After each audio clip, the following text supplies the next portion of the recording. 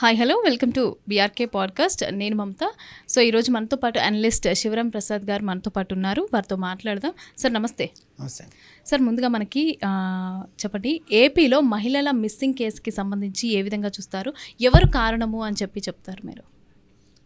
అంటే ఈ women trafficking అనేది ఏపీలో ఎక్కువ ఉందనేది చాలామంది ఇప్పుడు బీహార్ కంటే ఎక్కువగా జరుగుతుంది అనేది మాత్రం అది నిజమే, జరుగుతుంది.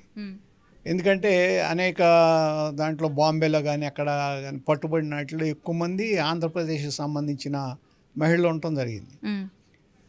ఇప్పుడు ఆ రోజున పవన్ కళ్యాణ్ గారు చెప్పారు 33,000 మంది మిస్ అయ్యారు అని.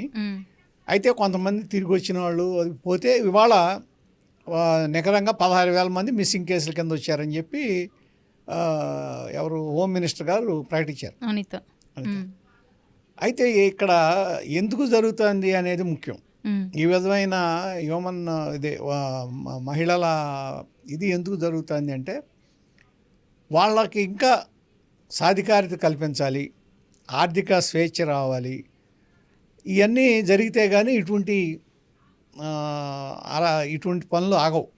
ఈ విధంగా జరిగే వ్యవహారం ఆగదు. దాని మీద ప్రభుత్వం యాక్చువల్గా చర్యలు తీసుకుంటుంది మహిళా సాధికారత కోసం. ఇప్పుడు వాళ్ళ డాక్రా గ్రూప్స్ ఉన్నాయి. డాక్రా గ్రూప్స్ బాగా పనిచేస్తున్నాయి ఆంధ్రప్రదేశ్లో. ఇవాళ భారతదేశంలోనే డాక్రా గ్రూప్స్ అనేవి ఆంధ్రప్రదేశ్లో సక్సెస్ఫుల్గా రన్ అవుతున్నాయి. ఈవెన్ బ్యాంక్ లోన్స్ కూడా, బ్యాంకు నుంచి ఇచ్చిన లోన్స్ కూడా రీపేమెంట్ 98.9% రీపేమెంట్ అవుతాయి. అందుకనే బ్యాంక్స్ కూడా డాక్రా గ్రూపులకు ఎక్కువ ఇస్తున్నాయి రుణాలు.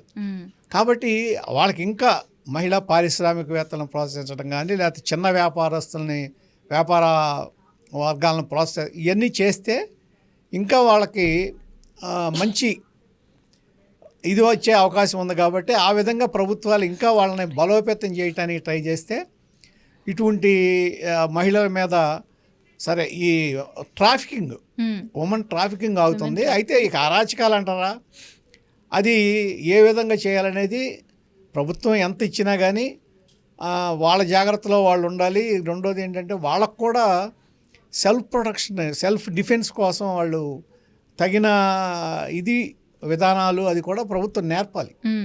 వాళ్ళకి స్కూల్లోనే నేర్పిస్తే, స్కూల్ నుంచే వాళ్ళకి దాంట్లో పిల్లలకి అలవాటు చేసి వాళ్ళకి దాంట్లో ట్రైనింగ్ ఇస్తే వాళ్ళు సొంతంగా వాళ్ళ రక్షణ వాళ్ళు చేసుకునే అవకాశం వస్తుంది. ఆ విధంగా కూడా ప్రభుత్వం చర్యలు తీసుకోవాలి. ఓకే సార్, అదేవిధంగా గత ప్రభుత్వం అంటే వైసీపీ ప్రభుత్వంలో 33,000 మంది అమ్మాయిలు మిస్ అయ్యారు, మహిళలు మిస్ అయ్యారు అనేసి. మరి దానికి సంబంధించి చర్యలు ఇప్పుడున్న ప్రభుత్వం చర్యలు తీసుకోవట్లేదా? అంటే మేము తీసుకుంటాము మేము అనేసి అని చెప్పని మాట్లాడడం జరిగింది. దీనికి సంబంధించి పవన్ కళ్యాణ్ కూడా చాలా వరకు ముందుకు వెళ్ళడం జరిగింది. అంటే 33,000 అంటే ఇప్పుడు 16,000 అని కన్ఫర్మ్ చేశారు. దాంట్లో చర్యలు తీసుకోవాలి. వాళ్ళు ఎక్కడెక్కడ ఉన్నారు ఏంటి ఫైండ్ అవుట్ చేయాలి. దాని మీద అంటే కేసులు ఉంటాయి, ఆ కేసుల్లో ఫైండ్ అవుట్ చేయాలి. ఎక్కువ దాంట్లో ఈ నిమ్న వర్గాల వాళ్ళే ఎక్కువ మిస్ అవుతున్నారు. వాళ్ళ దగ్గర అంటే వాళ్ళని ఎందుకు టార్గెట్గా పెట్టి తీసుకెళ్తున్నారు? మనం మామూలుగా కొంత డబ్బు ఆశ చూపటం, లేకపోతే ఇంకా వాళ్ళకి ఇంకా బాగా అవసరాన్ని వీళ్ళు క్యాష్ చేసి అవకాశాలు ఉంటాయని చూపించటం. వాళ్ళ అవసరం కూడా కాదు, వాళ్ళ అసహాయతను క్యాష్ చేసుకుంటున్నారు. వాళ్ళ హెల్ప్లెస్నెస్ని, వాళ్ళు అసహాయతని వీళ్ళు క్యాష్ చేసుకుని దాన్ని ఉపయోగించుకుంటున్నారు కానీ వేరే కాదు. అందుకనే నేను ఇందాక కూడా ఉంది, వాళ్ళని ఆర్థికంగా బలోపేతం చేయటం ఎలాగా, వాళ్ళ కాళ్ళ మీద వాళ్ళు నిలబడేటట్టు చేయటం ఎలాగా, అట్లాగే సెల్ఫ్ ప్రొటెక్షన్, వీటికి ప్రభుత్వం ప్రాధాన్యత ఇస్తే ఇటువంటి ఇవన్నీ తగ్గుతాయి.